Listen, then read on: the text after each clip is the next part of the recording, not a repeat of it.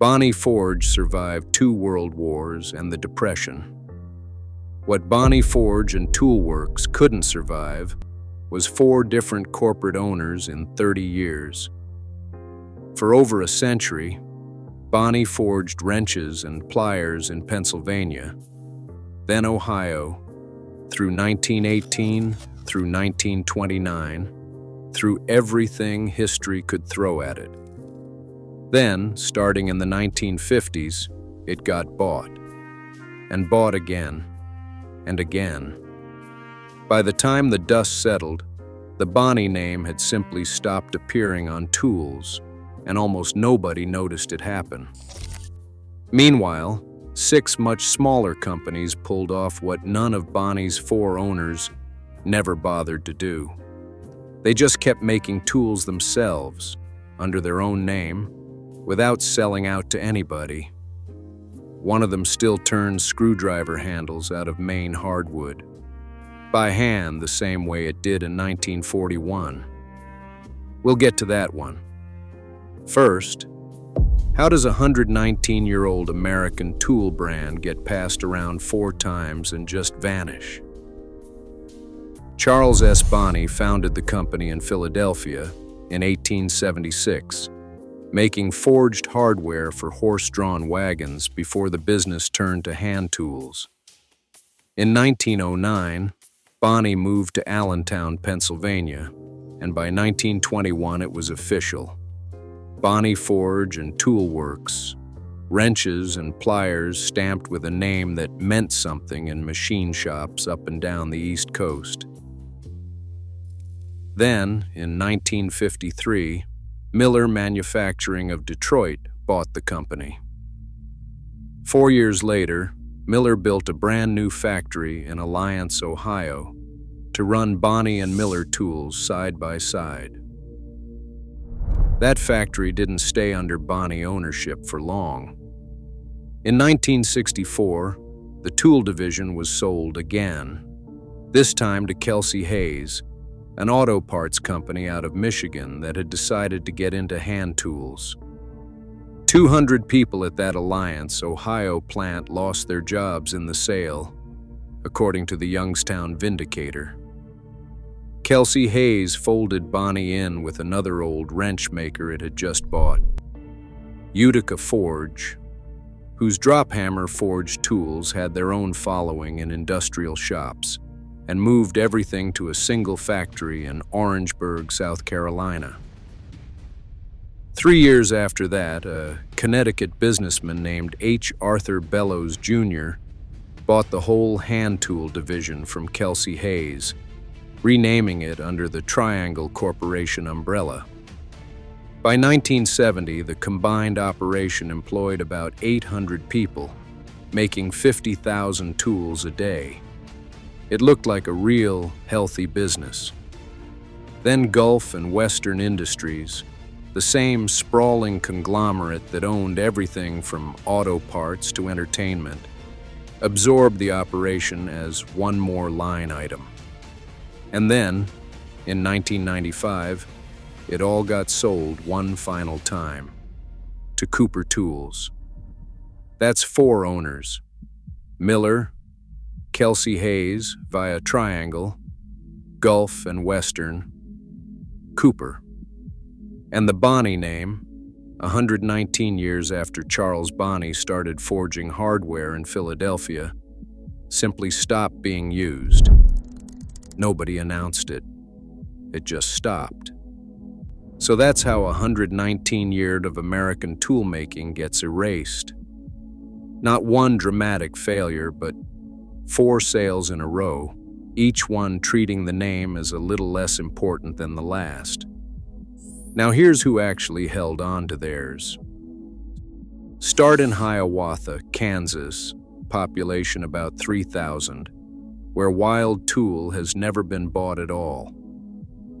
Brothers Paul and Otto Froschel started the company in Kansas City in 1922, making drop-forged tools, and in 1955 the family moved the whole operation out to Hiawatha. It's still there. The Froschel family is now in its third and fourth generation running the place, and they still make the tool they invented 75 years ago, the angle nose plier. A slip joint plier bent 32 degrees for better leverage, an idea two brothers had that nobody else thought to try first. Ken Tool has a stranger history.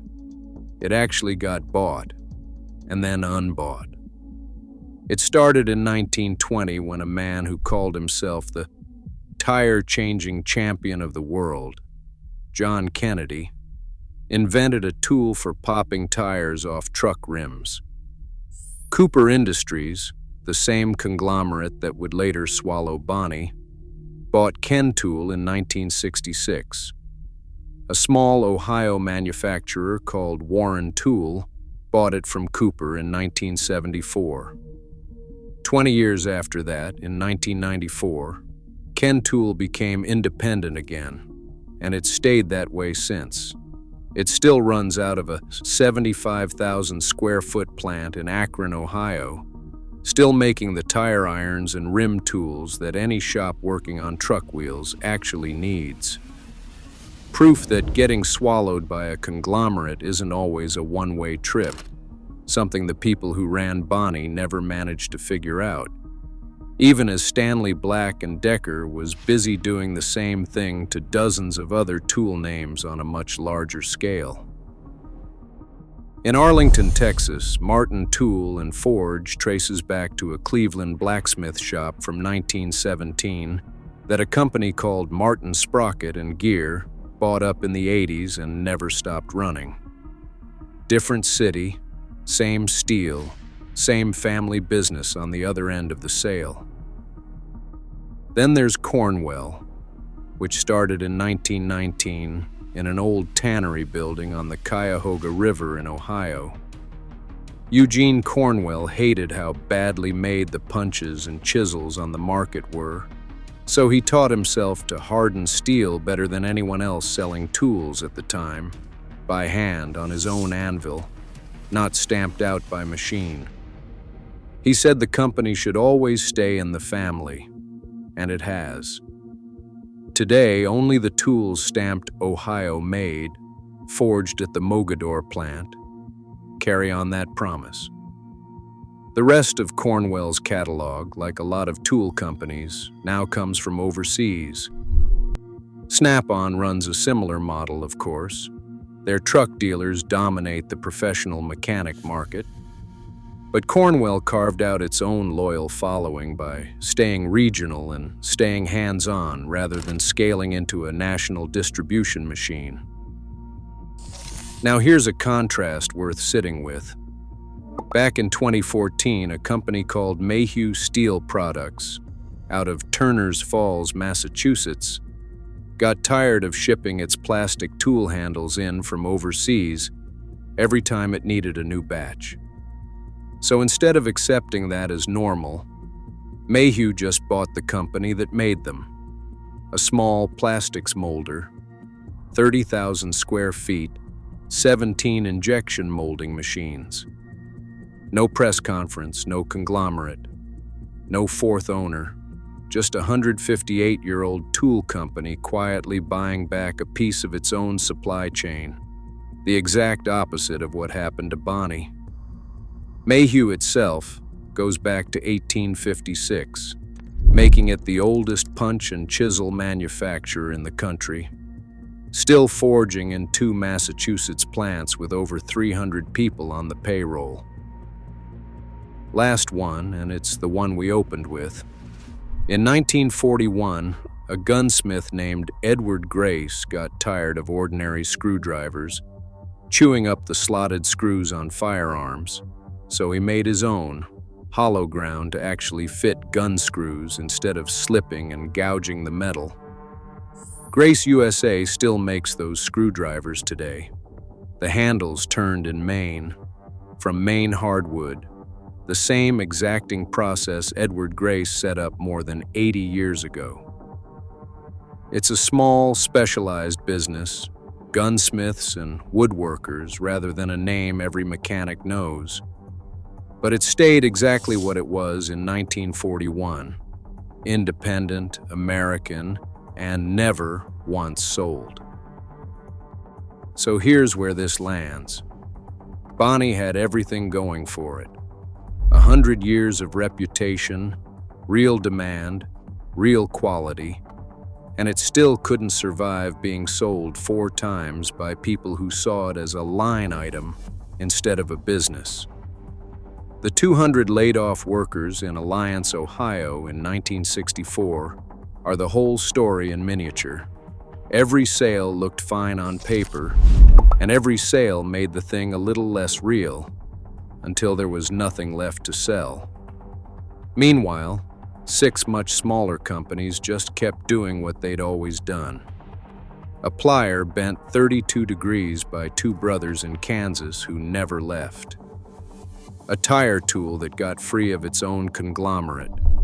A screwdriver handle still turned by hand out of Maine-hardwood. None of them announced a comeback, because none of them needed one.